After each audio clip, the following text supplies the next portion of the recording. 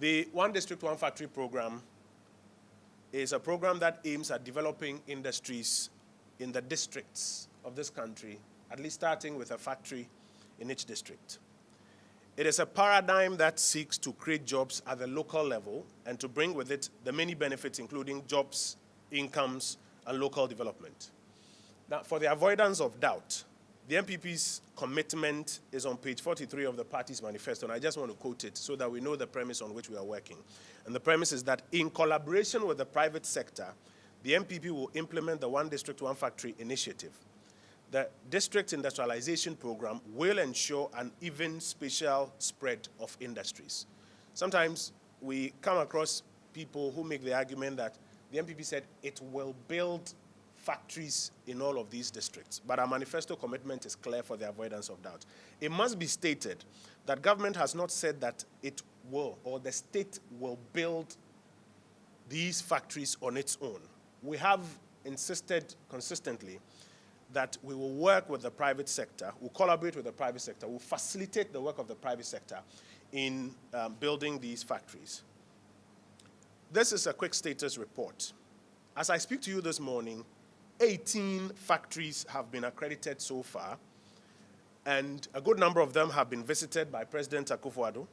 Many of you have covered it extensively. You've shown the footage on television and on your social media handles. For the avoidance of doubt, we will be uploading some of those videos on the Ministry of Information's social media handles after this presentation, so that you can also show to your audiences out there some of these first 18 that have been accredited so far. An additional 50 are expected to be accredited before the end of this year. And this should bring to almost 70 the 1D, 1F projects by the end of this year, 2018.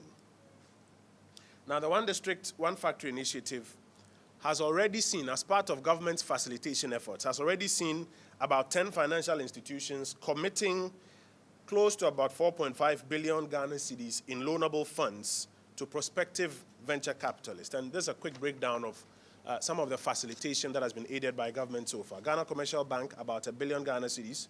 Universal Merchant Bank, about 440 million Ghana cedis. The United Bank for Africa, about 880 million Ghana cedis. ADB, about 200 million Ghana cedis. Exim Bank, about 1.7 billion Ghana cedis. EcoBank, about 150 million Ghana cedis.